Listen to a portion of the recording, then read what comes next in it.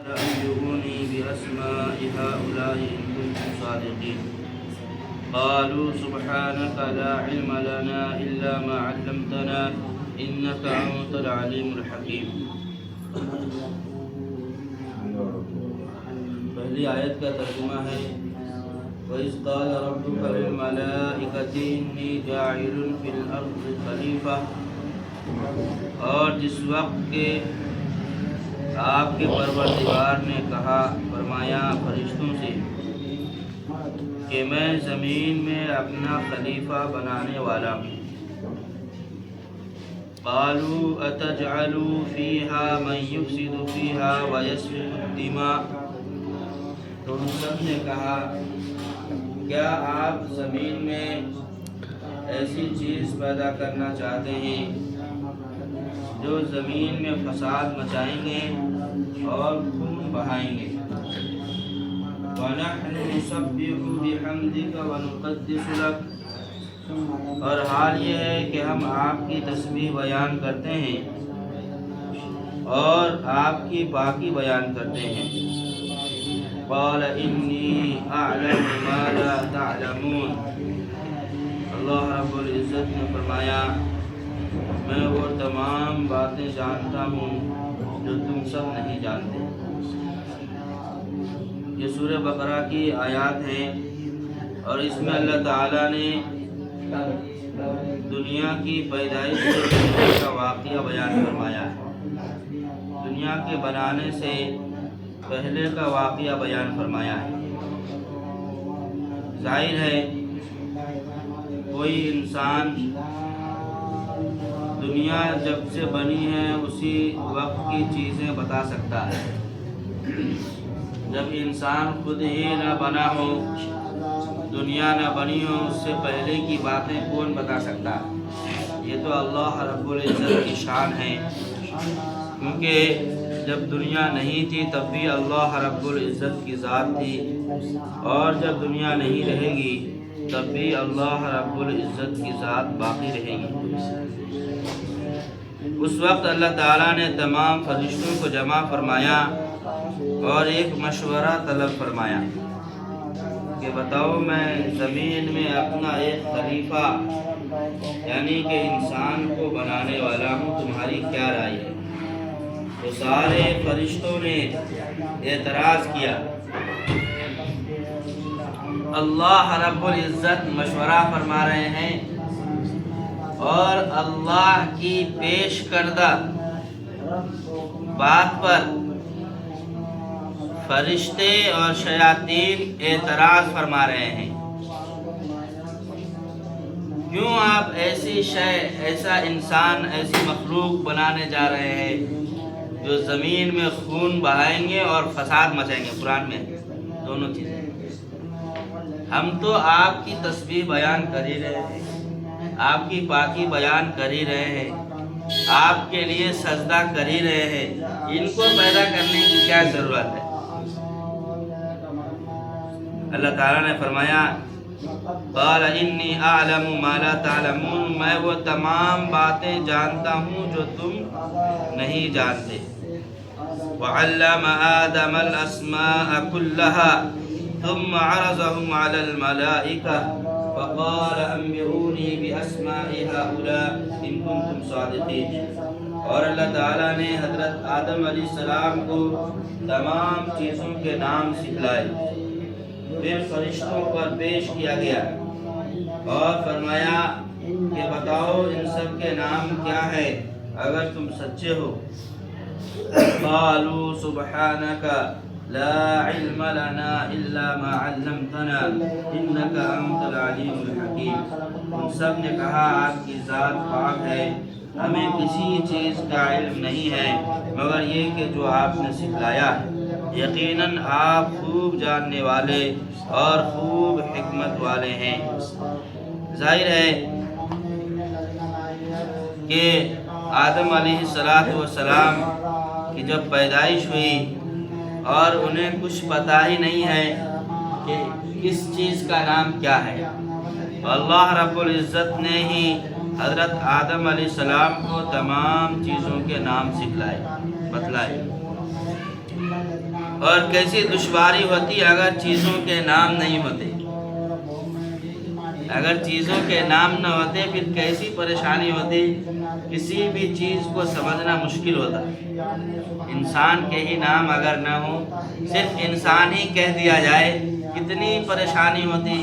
کسی کے بارے میں کوئی بات بتانی ہے انسان تو سب کے نام جدا گانا اللہ نے رکھے، زمین کا الگ نام، آسمان کا الگ نام، ستاروں کے الگ نام، چاند کا الگ نام، دنیا کا الگ نام، سب کا نام اللہ نے متعین فرمایا ہے، اور سب اللہ نے حضرت آدم علیہ السلام کو سکھایا۔ یہ اللہ رب العزت کا بہت بڑا کرم ہے، اس کا فضل ہے، اس کا احسان ہے۔ اور ہم سب بھی پیدا ہوتے ہیں کچھ بھی نہیں جانتے، اللہ رب العزت کا فضل ہوتا ہے کہ آہستہ آہستہ چیزوں کو ہم سیکھتے ہیں۔ قال یا آدم انبئهم باسمائهم، اللہ تعالیٰ نے حضرت آدم علیہ السلام سے فرمایا کہ آپ ان کو چیزوں کے نام بتلائیے، فرشتوں کو۔ فلما انبأهم باسمائهم، بس جب چیزوں کے نام ان کو بتلائے گئے، قال الم اقل لكم انی اعلم غیب السماوات والارض واعلم ما تبدون وما کنتم تکتمون۔ تو شیطان اور عزازیل جو فرشتوں کی محفل میں رہتا تھا کہنے لگا، الم اقل لکم، کیا میں نے تم سے نہیں کہا تھا، انی اعلم غیب السماوات والارض، کہ میں تو زمین اور آسمان کی غیب کی باتیں بھی جانتا ہوں، وَأَعْلَمُ مَا تُبْدُونَ وَمَا كُنْتُمْ تَكْتُمُونَ، اور میں جانتا ہوں ان تمام باتوں کو جو ظاہر ہوتی ہے اور ان تمام باتوں کو جو پوشیدہ ہوتی ہے۔ یہ سب سے بڑی ناشکری ہوئی کہ اللہ نے جب سکھلایا تھا تو اللہ کا شکر ادا کرنا چاہیے۔ جب اللہ نے سکھلا دیا تو پھر عزازیل کہنے لگا، حضرت آدم علیہ السلام کے ذریعے سب چیزوں کے نام سکھلائے گئے کہ میں تو پہلے سے ہی جانتا تھا، مجھے چیزوں کے نام پہلے سے معلوم تھا، اور جو چیزیں ابھی موجود نہیں ہیں میں تو ان چیزوں کو بھی جانتا ہوں۔ یہ عزازیل شیطان، جس کو ہم شیطان کے نام سے جانتے ہیں۔ وَإِذْ قُلْنَا لِلْمَلَائِكَةِ اسْجُدُوا لِآدَمَ فَسَجَدُوا إِلَّا إِبْلِيسَ، جب اللہ تعالیٰ نے حضرت آدم علیہ السلام کی تخلیق فرما دی، آپ کا ڈھانچہ تیار ہو گیا اور اللہ نے اس میں روح ڈال دی، تو اللہ تعالیٰ نے فرشتوں سے فرمایا کہ جاؤ آدم علیہ السلام کی سجدہ کرو۔ فَسَجَدُوا إِلَّا إِبْلِيسَ، جیسے ہی اللہ کا حکم ہوا سارے فرشتے سجدے میں پڑ گئے، الا ابلیس، مگر ابلیس نے انکار کر دیا۔ ابا کے معنی منع کر دیا، انکار کر دیا، واستکبر، اور تکبر اختیار کیا، وکان من الکافرین، اور شیطان ابلیس کافروں میں سے ہو گیا۔ وہ مشہور واقعہ ہے، فرشتوں نے سجدہ کیا لیکن شیطان نے انکار کر دیا، اور پھر وہ لوجک پیش کرنے لگا، خلقتنی من نار وخلقتہ من طین، کہ اللہ آپ نے مجھے آگ سے بنایا ہے اور اس انسان کو تو مٹی سے بنایا ہے، اور میں اس سے اچھا ہوں، اس سے افضل ہوں، میں کیوں اس کا سجدہ کروں؟ پھر اللہ تعالیٰ نے ہمیشہ کے لیے اسے مردود قرار دیا اور جہنم کا مستحق بنا دیا۔ اس لیے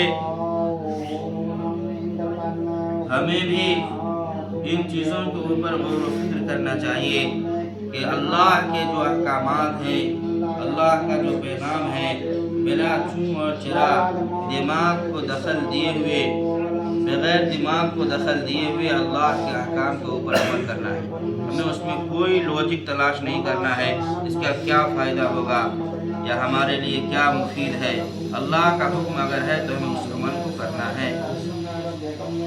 وَقُلْنَا يَا آدَمُ اسْكُنْ أَنْتَ وَزَوْجُكَ الْجَنَّةَ وَكُلَا مِنْهَا رَغَدًا حَيْثُ شِئْتُمَا، اور ہم نے کہا حضرت آدم علیہ السلام سے کہ آپ اور آپ کی بیوی جنت میں رہیں، اور جنت میں جس جگہ سے جس پھل کو جن چیزوں کو کھانا چاہیں اس کو استعمال کریں. وَلَا تَقْرَبَا هَذِهِ الشَّجَرَةَ فَتَكُونَا مِنَ الظَّالِمِينَ لیکن اس درخت کے پاس نہ آئیں ورنہ آپ ظالموں میں سے ہو جائیں گے. حضرات مفسرین کا اختلاف ہے کہ جنت میں ایک درخت کے پاس آنے سے اللہ نے منع فرما دیا تھا. وہ درخت کون سا ہے؟ بعض مفسرین نے فرمایا کہ وہ گیہوں کا دانہ تھا. بعض کی اور بھی مختلف رائے ہیں. الغرض ہمیں اس میں نہیں جانا ہے، ہمیں بس اتنا سمجھنا ہے کہ ایک درخت جنت میں ایسا تھا جس سے اللہ نے منع فرما دیا تھا کہ اس کو استعمال نہیں کرنا ہے. باقی جنت میں جو مرضی کھانے کا دل چاہے کھائیں، استعمال کریں، کچھ منع نہیں تھا. تو شیطان آگے خود ہی آ رہا ہے فَأَزَلَّهُمَا الشَّيْطَانُ عَنْهَا فَأَخْرَجَهُمَا مِمَّا كَانَ فِيهِ بس ان دونوں کو یعنی حضرت آدم علیہ السلام کو اور حضرت حوا کو دونوں کو شیطان نے گمراہ کر دیا، بھٹکا دیا. فَأَخْرَجَهُمَا اور ان دونوں کو نکال دیا جنت میں سے جس میں وہ لوگ رہتے تھے. مختلف شکلوں کے بارے میں تفسیر کے اندر ملتا ہے کہ حضرت آدم علیہ السلام کے پاس یہ ابلیس پہنچا اور کہنے لگا، آدم علیہ السلام سے تو بات نہیں بن پائی تو ان کی بیوی حضرت حوا سے کہنے لگا کہ آپ کو معلوم ہے کہ اللہ نے آپ کو جنت میں ایک پھل کھانے سے کیوں منع کر دیا؟ انہوں نے کہا نہیں، ہمیں تو نہیں پتا ہے، بس ایک پھل کھانے سے اللہ نے، ایک درخت کے پاس جانے سے اللہ نے منع کیا ہے. تو شیطان کہنے لگا کہ اصل میں وہ پھل ایسا ہے کہ اگر آپ اس پھل کو استعمال کر لیں گی تو ہمیشہ ہمیش کے لیے اسی مقام پر اسی جنت میں رہنا آپ کے لیے لازم ہو جائے گا، اور اللہ کو یہ منظور نہیں ہے. آپ کو اس مقام سے، اس جگہ سے کہیں اور بھیجنا منظور ہے، اس لیے اس پھل کو کھانے سے آپ کو روک دیا گیا ہے. اب حضرت حوا تھی تو عورت ذہن اور دماغ مردوں کے مقابلے میں عورتوں کا تھوڑا سا مقصور ہوتا ہے. حضرت آدم علیہ السلام کو اصرار کرنے لگی کہ کیونکہ وہ شیطان نے ان کے دماغ میں بات ڈال دی تھی اور ان کو شوق ہو گیا تھا کہ جنت ایسی جگہ ہے جہاں ہمیں کوئی دقت نہیں ہے، کوئی پریشانی نہیں ہے، کوئی مصیبت نہیں ہے، ساری آسائشیں اور آرام یہاں پر ہے. اب یہاں سے ہم پتہ نہیں کس جگہ پر جائیں گے، وہاں کیسا ماحول ہوگا، کیسی فضا ہوگی، چین سکون ہوگا یا پریشانی ہوگی. وہ ان کے دماغ کے اندر گردش کرنے لگا. وہ بار بار حضرت آدم علیہ السلام کو اصرار کرنے لگی کہ اس پھل کو استعمال کر لیتے.